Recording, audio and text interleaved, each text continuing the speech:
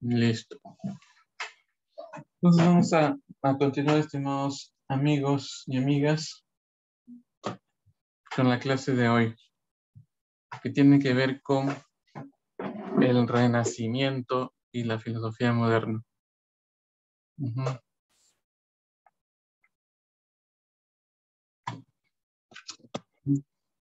Entonces vamos a comenzar. Ya, vamos a comenzar.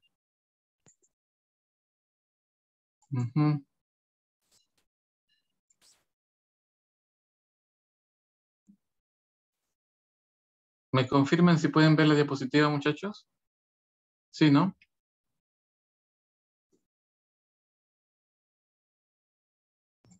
¿Pueden ver la diapositiva? Sí se ve. Ya, gracias. Bueno, entonces, miren, vamos a continuar este tema que tiene que ver sobre el Renacimiento y la filosofía moderna, ¿no?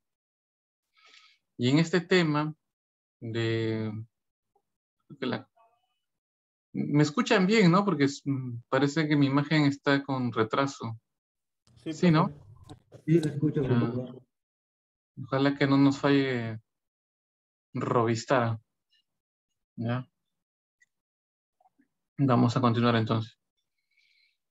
Entonces, como les decía, hoy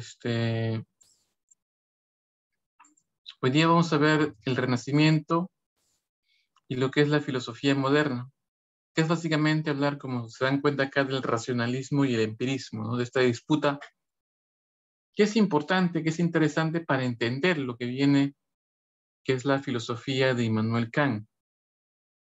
Entonces vamos a hablar del Renacimiento.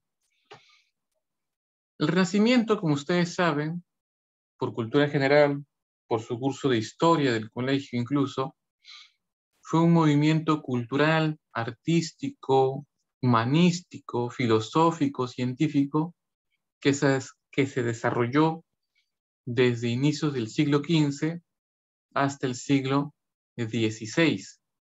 Principalmente se desarrolló en Italia, ¿no? En esa época en Italia se desarrolla este movimiento cultural, ¿no? Pero que luego se extiende a Francia, Inglaterra, Alemania incluso, ¿no?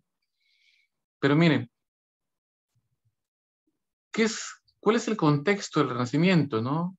El Renacimiento básicamente lo podemos entender como el renacer, como el resurgimiento de la cultura griega, de la cultura helénica.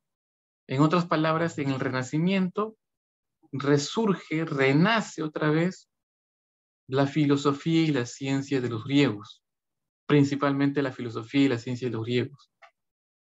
Profe, ¿y cómo se dio, cómo se logró este renacer de la filosofía y de la ciencia griega? De la siguiente manera. Como nosotros sabemos, el periodo medieval, ¿no? por cultura general, el periodo medieval es un periodo literalmente donde la filosofía y la ciencia están subordinadas a la religión. ¿Ok? En esos dos periodos que hubo de filosofía medieval, la patrística y la escolástica, digamos así, el centro de reflexión de la filosofía en ese momento gira en torno a un problema religioso, a un problema místico, que es la existencia de Dios. En la patrística, por ejemplo, donde aparece, y es el más importante filósofo de la patrística, San Agustín de Hipona, él principalmente va a reflexionar sobre la fe, sobre la predestinación, sobre el libre albedrío, por ejemplo, ideas básicas importantes para el cristianismo, ¿no? Para el catolicismo. Pero en la época escolástica, donde aparece el más importante de todos los escolásticos, que fue Santo Tomás de Aquino, Tomás de Aquino principalmente reflexionó, influenciado por ideas aristotélicas, sobre la existencia de Dios. Principalmente esa fue su reflexión sobre la existencia de Dios. Incluso planteó las famosas 5 vías para entender la existencia de Dios. Por eso, como se dan cuenta, todo este periodo medieval, la filosofía y la ciencia estuvo subordinada a la religión. La Biblia era la única interpretación válida, correcta, acerca de lo que es el hombre y acerca de lo que es la naturaleza, el mundo en general, ¿no? Pero una observación acá. Como yo dije, Tomás de Aquino se basa en ideas de Aristóteles para demostrar la existencia de Dios. Pero estas ideas aristotélicas o platónicas que había en la época medieval eran interpretaciones hechas por los medievales que tenían la finalidad de conciliar esas ideas de Aristóteles o de Platón, buscaron conciliarlas con el dogma cristiano, buscaron conciliarlas con lo que decía la Biblia. Por eso esas interpretaciones que había de la filosofía y de la ciencia de los griegos era una interpretación errada, equivocada, porque se trataba de reinterpretar lo que hicieron los griegos para que concilie, para que armonice con la doctrina del cristianismo, ¿no? Para que armonice con lo que dice, por ejemplo, la Biblia, ¿no? Eso es lo que sostenía o lo que se sostenía en el mundo medieval. Por eso se dan cuenta, lo que sucedía ahí más bien era una visión errada de los griegos, ¿no? Una interpretación modificada para que coincide con el dogma cristiano. Entonces, ¿cómo renace, no? ¿Cómo resurge la filosofía y la ciencia en este siglo XV y XVI? El esplendor de la filosofía y la ciencia griega termina con la muerte de la famosa científica y filósofa griega llamada Hipatia. Hipatia, en la polis de Alejandría, que fue una de las tantas polis que fundó Alejandro y que llevan su nombre, esta polis de Alejandría que quedaba en el delta del Nilo, ¿no? En Egipto, es ahí donde va a funcionar la biblioteca más importante de la antigüedad, que incluso funcionaba como una especie de universidad, digamos así. Pero esta biblioteca de Alejandría recopilaba todo el conocimiento existente, desde matemáticas, ciencia, filosofía, arte, historia, de los griegos. Incluso ahí ustedes saben muy bien que uno de los personajes importantes de la biblioteca de Alejandría es Euclides, ¿no? Ahí Euclides escribe sus famosos elementos de la geometría, ¿no? Que ustedes estudian para ingresar a la uni. Pero en este momento final, ¿no? Cuando ya nos encontramos literalmente en la época del Imperio Romano, Hipatia es quien va a estar a cargo de la biblioteca de Alejandría. Ella incluso va a ser seguidora de las ideas filosóficas del neoplatonismo y va a ser incluso una gran científica porque va a hacer estudios en geometría y en astronomía. Le hace correcciones al Magesto de Ptolomeo, que es el libro de astronomía donde Ptolomeo plantea el geocentrismo, por ejemplo. Pero ¿qué pasa? Como les decía, ya estábamos en la época del Imperio Romano, pero ya era la época de los cristianos, ¿no? Los primeros cristianos, las primeras tribus o hordas cristianas, vivían en la clandestinidad. Sin embargo, en esa época, Constantino el Grande y su mamá, la emperatriz Beatriz, si no me equivoco, adoptan el cristianismo, adoptan el catolicismo para que sea la religión oficial del Imperio Romano. Y cuando hacen eso, los cristianos literalmente salen de las catacumbas, dejan la clandestinidad, ya toman un rol protagónico en la vida del Imperio Romano. Incluso comienzan a aparecer los primeros arzobispados, ¿no? Como por ejemplo el arzobispado de Alejandría, de la polis de Alejandría, y que incluso ahí aparecen arzobispos que le van a hacer la vida imposible a Hipatia, como por ejemplo San Cirilo, ¿no? Profe, ¿por qué le hacían la vida imposible a Hipatia? Porque Hipatia era pagana. Si lo miramos desde el punto de vista del catolicismo, Hipatia no creía en Jesucristo Superstar, no creía en el cristianismo. Ella seguía la mitología de la religión helénica. Y además le tenían bronca a Hipatia porque Hipatia, o mejor dicho, los libros que había en ese momento, los libros que había en ese momento en la Biblioteca de Alejandría, los cristianos, los católicos fanáticos, decían que como ninguno de esos libros, de la Biblioteca de Alejandría hablan sobre Jesucristo Superstar, entonces tienen que ser destruidos. Esa era la visión que tenían los griegos de esta biblioteca.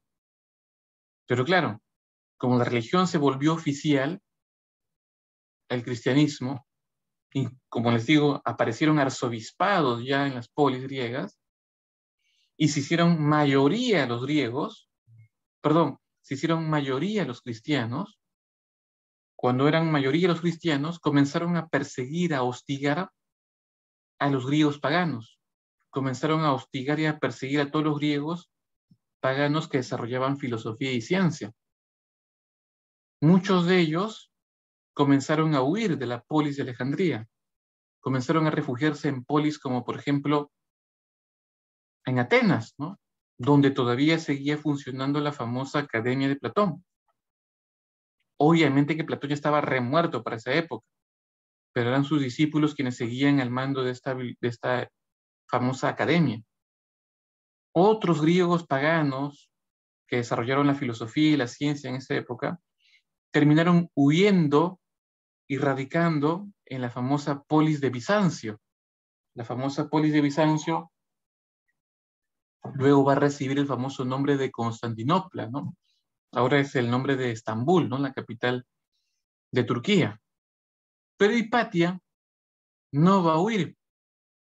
A pesar del hostigamiento, la pelea que había con los cristianos, ella literal se quedó a hacer frente a los cristianos, ¿no? A evitar que destruyan parte de la biblioteca de Alejandría. Pero lamentablemente en un momento dado, donde los cristianos ya eran mayoría total, San Cirilo asusa a los cristianos con un grupo de frailes cristianos y van a la biblioteca a destruir partes de la biblioteca de Alejandría y a darle muerte a Hipatia. A Hipatia literalmente la despellejan viva, ¿no? Ese hecho histórico significa pues el fin, el ocaso de la filosofía y de la ciencia griega. Sin embargo, a pesar de este hecho, ustedes saben que los árabes más o menos aparecen a mediados del medioevo, ¿no? Siglo XVI, más o menos, siglo XV, si no me equivoco. Pero los árabes que aparecen toman el control de todo el Mediterráneo. Profe, ¿qué quiere decir esto que toman el control de todo el Mediterráneo? Incluso, ¿no? Llegan hasta España, ¿no? Incluso, como les habría contado su profesor de historia, son detenidos en la batalla de Poitiers por Carlos Martel. No, todavía no estoy cambiando, Jesús, todavía. Son detenidos en la batalla de Poitiers, ¿no? Si no, ya hablaríamos árabe, tendríamos como religión el Islam, ¿no? Pero los árabes controlan todo el Mediterráneo. Y como yo les dije en las primeras clases, las polis griegas se desarrollaron en todo el Mediterráneo. Entonces, como las polis griegas se desarrollaron en todo el Mediterráneo, como en Atenas y en Bizancio, o en Alejandría, quienes se van a quedar entonces con toda la filosofía y la ciencia de los griegos van a ser, por ejemplo, los árabes. Por eso los árabes van a desarrollar la filosofía y la ciencia de los griegos y se van a volver muy inteligentes, muy cultos, muy sabios. Incluso por su contacto con los hindús en la India, se van a volver muy limpios, ¿no? Van a vivir de manera muy higiénica, muy sofisticada, ¿no? Muy lujosa, muy suntuosa. En cambio, los europeos de esa época, los europeos medievales, como tuvieron este problema de rechazar, de expulsar a los árabes y de defender su religión, y que su religión permitía una interpretación de los griegos basada en la Biblia nada más, es decir, totalmente errada, obviamente que los griegos no conocieron, perdón, los europeos no conocieron exactamente la filosofía y la ciencia de los griegos. Se quedaron solamente con la Biblia, la religión, etcétera, ¿no? Semana Santa, etcétera, ¿no? Por eso, si en esa época, por ejemplo, de finales del medioevo, comparábamos a un árabe con un europeo era totalmente ignorante, ¿no? Desconocía muchos temas, ¿no? Muy supersticioso por la religión, ¿no? Era, literalmente, era como del turno tarde, ¿no? Un alumno del turno tarde, así, algo así, ¿no? En cambio, un árabe era como el del turno mañana, una cosa así, ¿no? Muy inteligente, muy sabio, conocía a la perfección las ideas de los griegos en filosofía y ciencia, y vivía de manera muy limpia, muy sofisticada. O sea, no había punto de comparación. ¿Okay? Ese era el contexto en el cual llegamos a estos dos siglos, 15 y 16. Pero en esos siglos, ustedes saben que aparece una nueva clase social. La nueva clase social que aparece es la famosa burguesía. Y la burguesía son comerciantes. Van a comerciar la famosa ruta de las especias, la seda, ¿no? Etcétera, ¿no? Pero para ir en esa ruta no tienen que ir a Gamarra, sino tienen que ir cruzando el Medio Oriente. Es decir, cruzar el Mediterráneo y cruzar el Medio Oriente. Profe, ¿y en quién estaba en el Mediterráneo y en el Medio Oriente? Estaban los árabes. Entonces, los burgueses inevitablemente van a entrar en contacto inmediato con los árabes. Van a aprovechar el momento para venderle cosas, productos, ¿no? Incluso los mismos árabes también les vendían cosas, ¿no?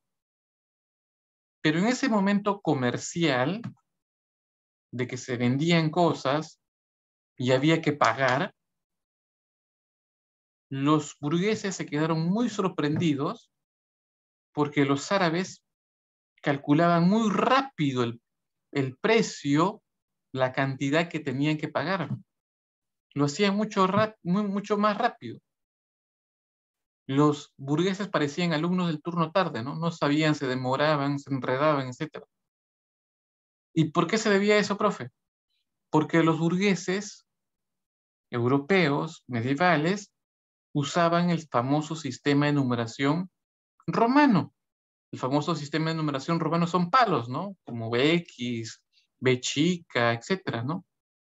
En cambio, los árabes usaban un sistema de numeración, el que conocemos en la actualidad, el sistema de numeración arábico. Por eso era mucho más rápido hacer multiplicaciones, divisiones, sumas, restas. Por eso los burgueses se quedaron totalmente sorprendidos. Incluso muchos de ellos dijeron, ese sistema de numeración arábico es producto del demonio, ¿no? Es producto de Satanás, de Lucifer. Pero obviamente no todos reaccionaron así. Muchos burgueses se interesaron por ese sistema de numeración. Pero tú sabes muy bien que todo sistema de numeración que yo lo uso para sumar, multiplicar, restar, dividir, sacar raíz cuadrada, etcétera,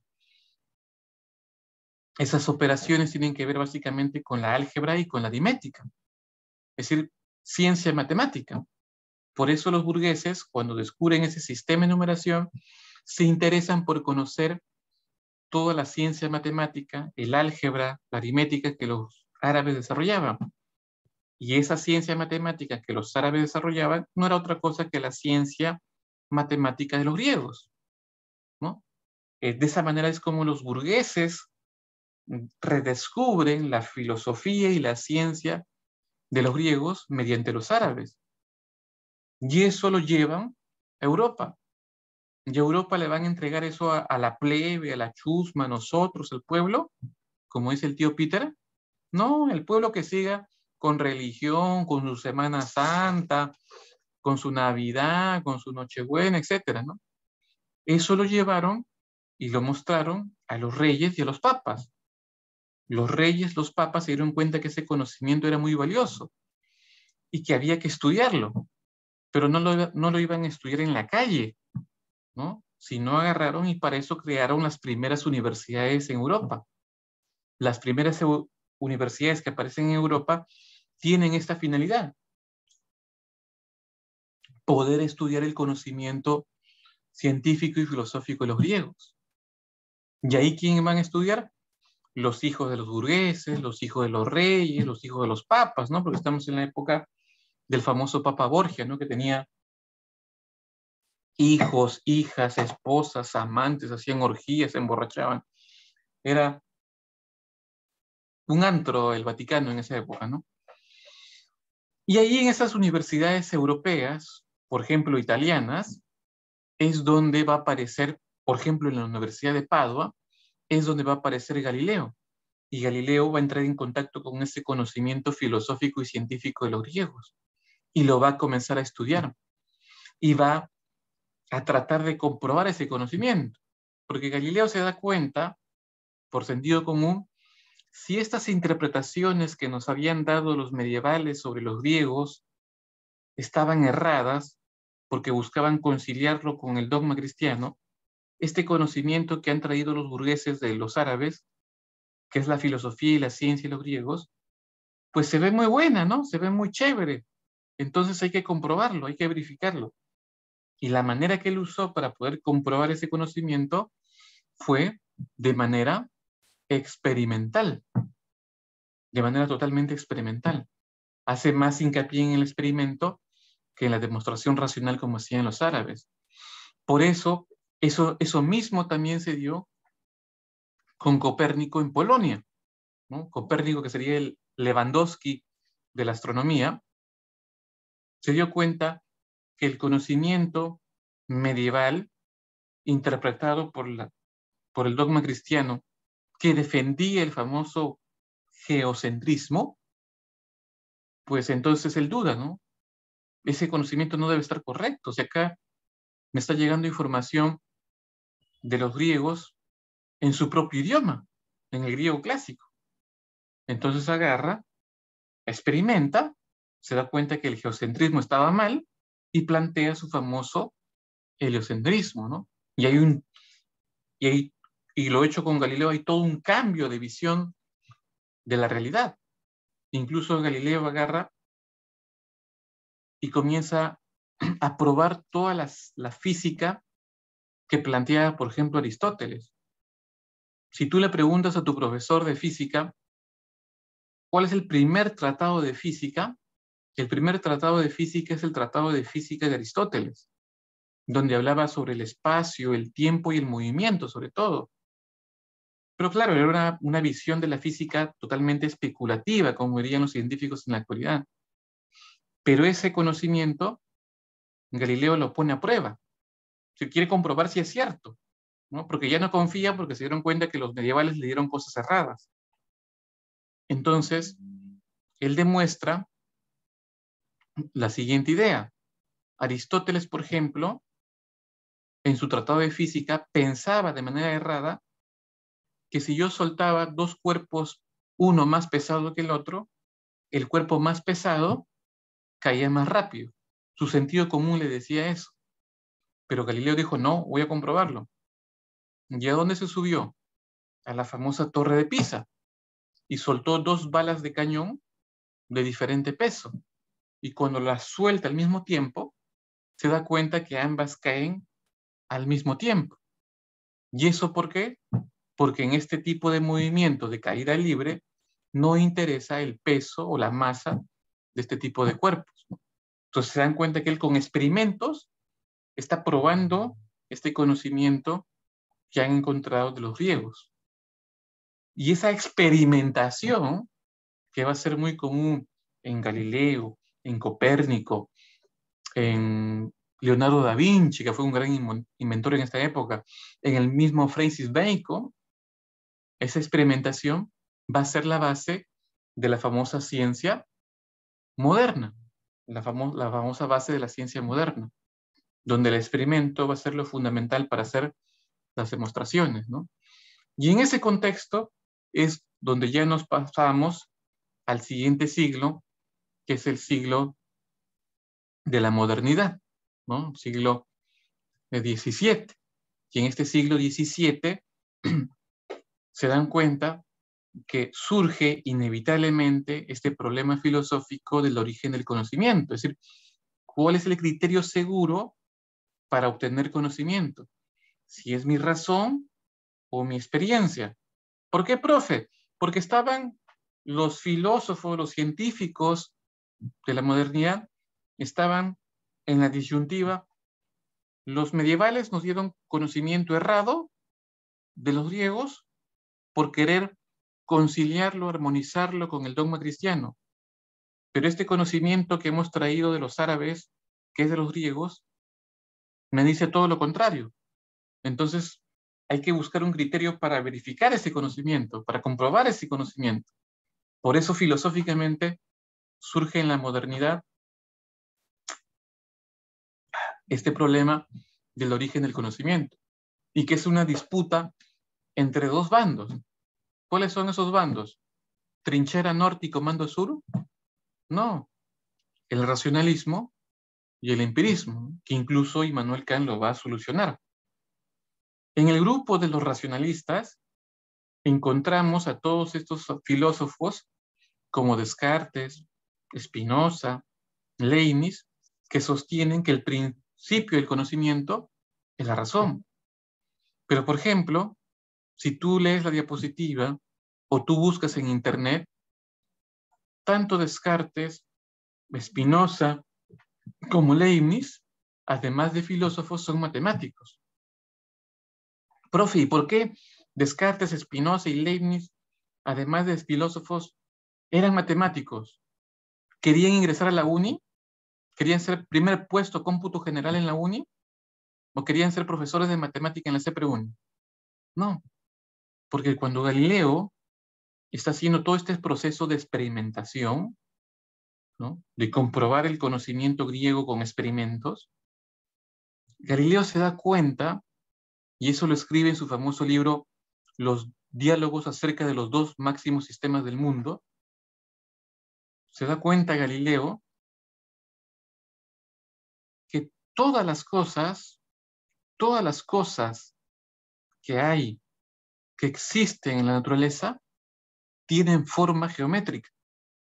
Si ustedes en este momento, en su habitación, en su sala, en su comedor, o donde Michi se encuentren ahorita en la clase, se fijan alrededor, en la habitación en que estén, se fijan alrededor, todas las cosas que hay a su alrededor tienen forma geométrica. Mi laptop es un rectángulo. Mi libro también es un rectángulo. Mi celular también es un rectángulo. Mi botellita de alcohol y mi taza son cilindros. Mi foco es una esfera. Mi ventana un cuadrado. Todo tiene formas geométricas. Por eso Galileo va a decir, si yo quiero comprender la naturaleza, ¿qué debo saber? ¿Religión, como dicen los medievales? No, nada que ver. Tengo que saber matemática. Matemática. La matemática a partir de Galileo es el gran instrumento, la gran herramienta para entender la naturaleza. Por eso no es casual ni accidental que tú que quieres ser ingeniero en la uni, lo primero que te enseñan es matemática, ¿no? Tú para construir puentes, edificios, no necesitas pues literatura, no necesitas música, sino necesitas matemática. La matemática es el instrumento para tú entender la realidad y así construir tus puentes, tus edificios, etc. Por eso, si tú revisas la currícula de todas las ingenierías, incluso de las ciencias básicas como física y química en la uni, el curso elemental que aparece por todos lados es la matemática. Y eso no le debes pues a tu profesor de la uni o el rector de la uni, sino a Galileo. Y esa fue la razón por qué tanto Descartes, Spinoza y Leibniz se dedicaron a la matemática. Incluso Leibniz, al igual que Newton, descubrió el famoso cálculo infinitesimal. Por esa razón, tanto Descartes, Spinoza y Leibniz pensaban que la realidad tenía una estructura matemática. Era una especie de modelo matemático, ¿no? Pero Descartes es el que nos interesa a continuación, y Descartes va a plantear que el conocimiento se origina en la razón, ¿no? Se origina en la razón, que en la razón van a surgir las famosas ideas innatas. Pero, profe, ¿cómo llega a eso? Planteando su famosa duda metódica. Acá está, la famosa duda metódica. La duda metódica va a ser el método que tiene Descartes para comprobar, ¿no? Para sostener que el conocimiento surge o proviene correctamente de la razón. En esta famosa duda metódica, Descartes establece toda una estrategia para ir dudando de todo. Primero Descartes, como pueden apreciar en la diapositiva, va a dudar de la existencia de todas las cosas sensibles. Descartes va a dudar de todos los objetos materiales, reales, que existen en la naturaleza, que existen en la realidad. Y luego va a dudar incluso de la misma realidad. Va a dudar incluso de la misma realidad objetiva. Incluso después va a dudar de todo el conocimiento matemático, ¿no? Supuestamente el conocimiento matemático era el mejor tipo de conocimiento, ¿no? Preciso, correcto siempre, ¿no? Profe, ¿y por qué Descartes va a dudar no solamente de las cosas sensibles, de la realidad misma, e incluso de las teorías matemáticas? Porque él dice, Descartes, que puede existir, que puede haber un genio maligno. Profe, ¿y quién es el genio maligno? El genio maligno es Satanás, ¿no? El demonio, Belcebú. El genio maligno que es Satanás me puede engañar. Así como tu ex te engañó, igualito. El genio maligno, Satanás, me puede engañar. Me puede hacer pensar que todas las cosas sensibles que existen, o sobre todo el conocimiento matemático que existe, pase ante mi razón, pase ante mis sentidos, como si fuera verdura, como si fuera verdadero. Entonces, para evitar caer en ese error de Descartes, de que me engañe con el conocimiento, así como tu ex te engañó con tu compañero del salón, Descartes comienza a dudar de todo, de las cosas sensibles, de que existe la realidad y, y del conocimiento principalmente matemático. Pero en este proceso Descartes de ir dudando de las cosas materiales, de la misma realidad objetiva y del conocimiento específicamente el matemático, del hecho del cual Descartes no va a poder dudar, no va a poder cuestionarse, es el hecho mismo de estar dudando. Descartes no va a poder dudar, Descartes no va a poder dudar de su propia duda. Eso es inevitable. Y claro, en ese momento, él se da cuenta, si yo no puedo dudar de mi propia duda, ¿con qué estoy dudando? No estoy dudando con mis pies ni con mis manos. Estoy dudando con mi razón, con mi intelecto. Por eso me doy cuenta de lo que no voy a poder dudar es de mi propia razón. Por eso él termina acuñando esa famosa frase, pienso, luego existo, ¿no? Cogito, ergo sum, ¿no? Pienso, luego existo. Se da cuenta de esta manera con la duda metódica. Descartes demuestra que la razón, que con la razón no se puede dudar. Mejor dicho, la razón no se puede someter a duda. Es algo totalmente evidente, ¿no? Totalmente verdadero, correcto, que sí existe. No puedo dudar de ella, porque ese proceso de dudar es porque ya estoy pensando, razonando. Entonces, el origen del conocimiento se encuentra en la razón. ¿Y qué hay, profe, en la razón? Lo que le gustaba a Descartes, ideas matemáticas, ideas específicamente geométricas, pero también ideas metafísicas como la idea de Dios, la idea de alma, la idea de inmortalidad, etc. Todas esas ideas metafísicas se encuentran en la razón. Eso es lo que él va a llamar ideas innatas. Esto le permite a Descartes, ¿no?, distinguir, diferenciar entre ideas innatas, adventicias y facticias. Las ideas innatas, como se han dado cuenta, es patrimonio de la razón. Son propias, se originan en la razón y son totalmente verdaderas y confiables. Sobre todo porque Descartes asume que son dadas por Dios, ¿no? Por Jesucristo superstar, digamos así. En cambio, las ideas adventicias son más bien producto de la experiencia. Y como son producto de la experiencia, es decir, de los sentidos, son erradas, son equivocadas. En cambio, las ideas facticias o ficticias son simplemente producto de la imaginación, de la fantasía del ser humano. No guardan relación con la realidad. Profe, y si en el examen me preguntan sobre este tipo de ideas, las ideas innatas, por ejemplo, son Dios, el alma, la inmortalidad, el ser, la sustancia, pero también todas las ideas matemáticas, el teorema de Pitágoras, el teorema de Tales. Ideas adventicias, sencillo, colores, olores, sabores, ¿no?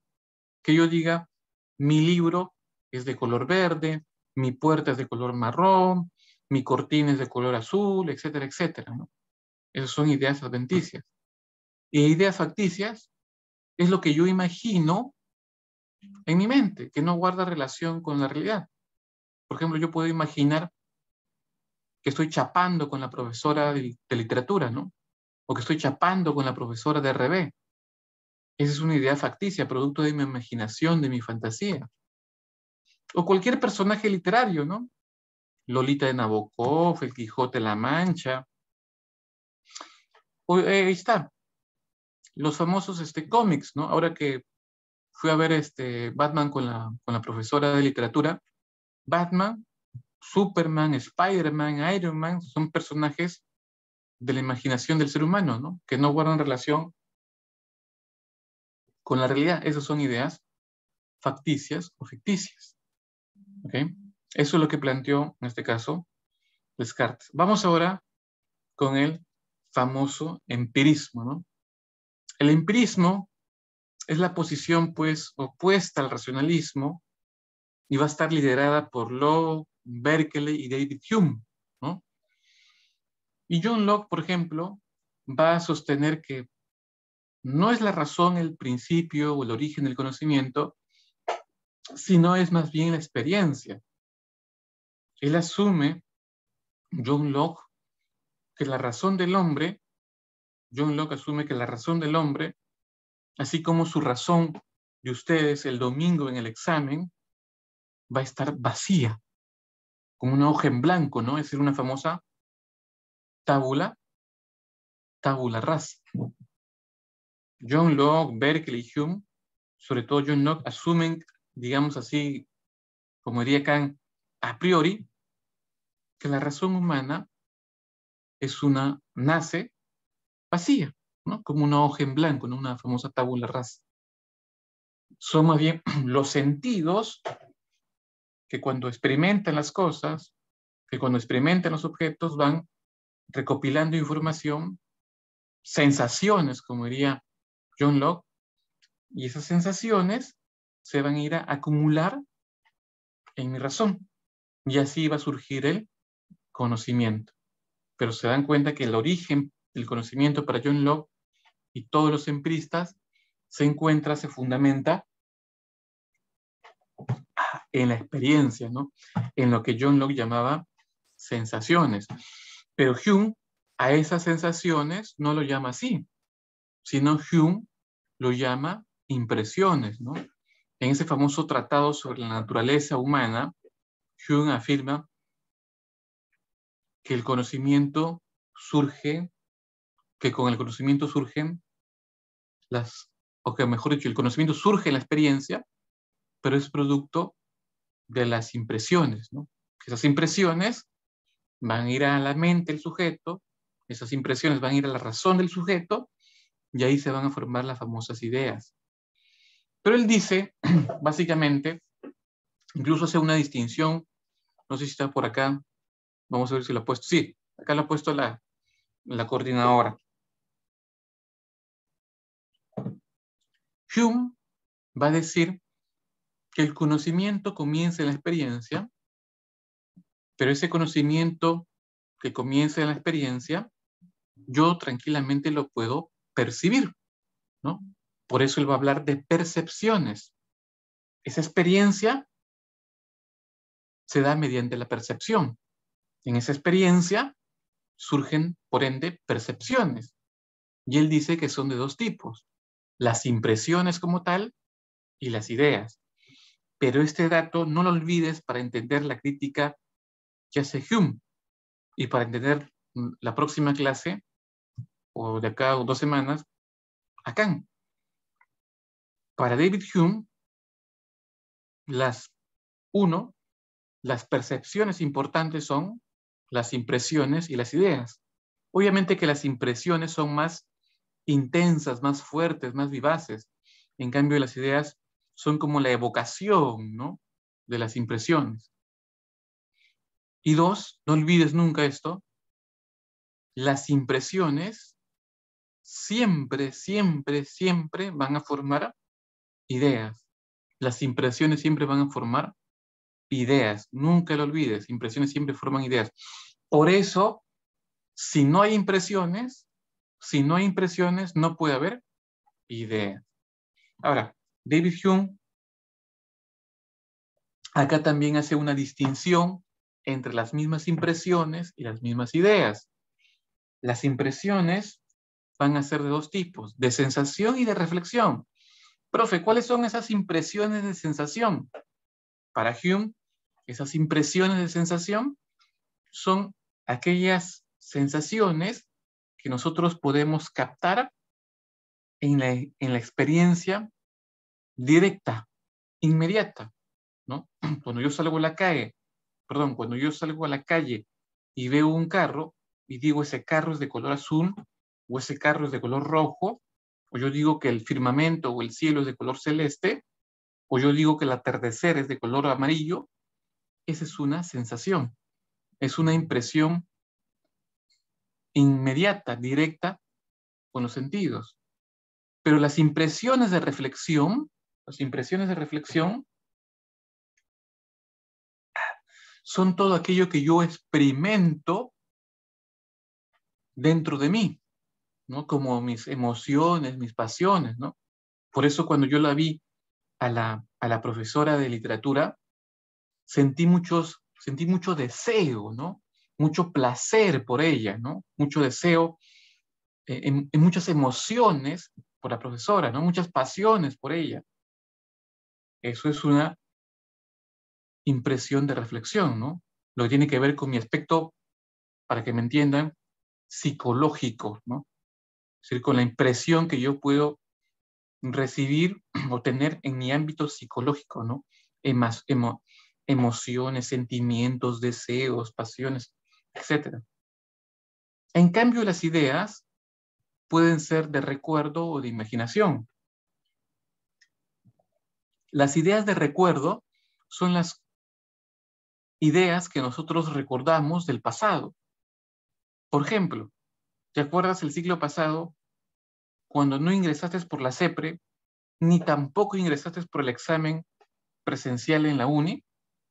Ese recuerdo traumático de no haber ingresado por enésima vez a la uni, aunque hayas postulado ingeniería económica, ese recuerdo es una idea de recuerdo para David Hume, no lo olvides. En cambio, una idea de imaginación son todo aquello que vamos a imaginar, pero hacia el futuro, ¿no? Un ejemplo de eso es ahorita, ¿no? Tú estás en la CEPRE-UNI y el domingo hay examen parcial, todavía presencial en la uni, ¿no? Estás en este momento imaginando todo el miedo, el temor, el terror que vas a tener, que cuando te muestren el examen no respondas nada, ¿no? Estés como una hoja en blanco, como diría John Locke, ¿no? ¿No? Y al último ya champeas en humanidades, champeas en ciencias, ¿no? Y sales con puntaje negativo, todo eso, ¿no? Esa imaginación, ¿no? Es una idea de imaginación para David Hume. Pero nunca lo olvides, al margen de esta clasificación, distinción que hace David Hume, para David Hume, sí, solo sí habrá ideas, sí, solo sí habrá ideas, si hay impresiones. Si hay impresiones, entonces en la razón del sujeto se pueden formar todo tipo de ideas. Eso no lo olvides en David Hume. Eso es importante para esto. David Hume hizo una crítica interesante a la idea de sustancia y a la idea de causalidad.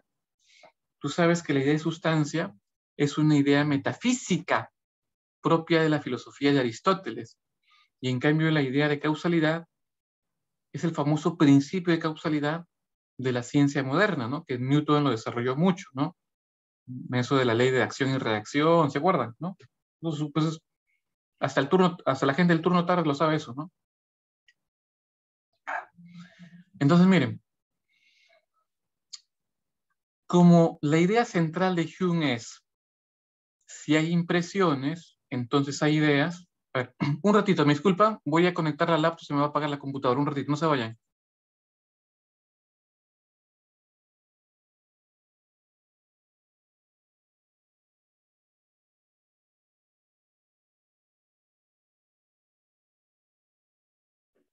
Ya volví, ¿están ahí? ¿Me confirman por el micro o por el chat?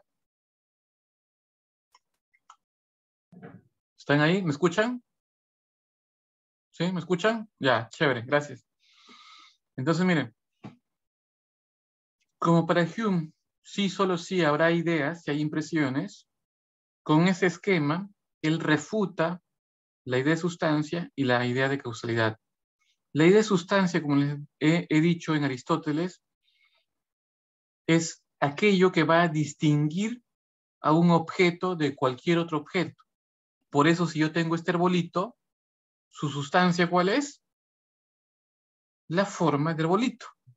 Eso me permite distinguir al árbol de un perro, de un gatito, de una planta, de un arbusto, de una maceta, etcétera, ¿no? Pero Hume, como el conocimiento dice comienza en la experiencia, está diciendo, mis sentidos pueden percibir de este objeto solamente su color, su tamaño, sus dimensiones, que está hecho de madera, que son vegetales, etcétera. Color verde, marrón. Pero por ningún lado va a aparecer la impresión de sustancia. Como no aparece por ningún lado la impresión de sustancia con los sentidos, entonces en mi razón no se puede formar ninguna idea de sustancia. Por ende, no existe. Y claro, ¿no? Tiene razón porque la idea de sustancia es una idea, como diría Descartes, que proviene con la razón. No es que viene con los sentidos. Por eso él usa este argumento para refutar la idea de sustancia. Yo puedo tener Imaginemos, ¿no? Para acabar, imaginemos que en la CEPREUNI me pagan tan bien que me compro un Ford Mustang Shelby, ¿no? Que es un carrazo, ¿no?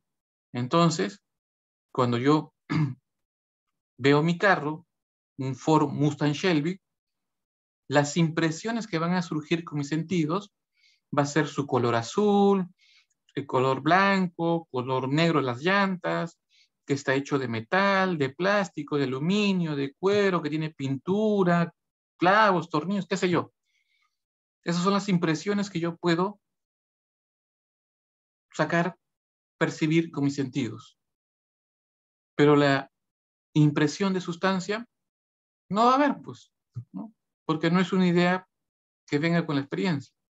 Por eso no va a haber ninguna impresión llamada sustancia que vaya a mi cabeza, a mi razón y forme la idea de sustancia. La misma estrategia usa Hume para negar la idea de causalidad. Supuestamente hay una relación de causa y efecto entre las cosas, entre los movimientos físicos, ¿no? De los objetos, ¿no? Pero él dice, no, eso no existe, dice, eso es producto del hábito y de la costumbre, porque nosotros pensamos que como siempre se da y como siempre se repite, pensamos que hay una relación de causa y efecto, ¿no? Es una mera imaginación psicológica, diría Hume. Eso más bien es producto del hábito y de las costumbres, ¿no? Y claro, ¿no? Porque incluso él da el ejemplo de las bolas de billar. Yo puedo estar jugando bolas de billar y cuando choco la bola 4 con la bola 5 y se desplaza y cae en la bocha,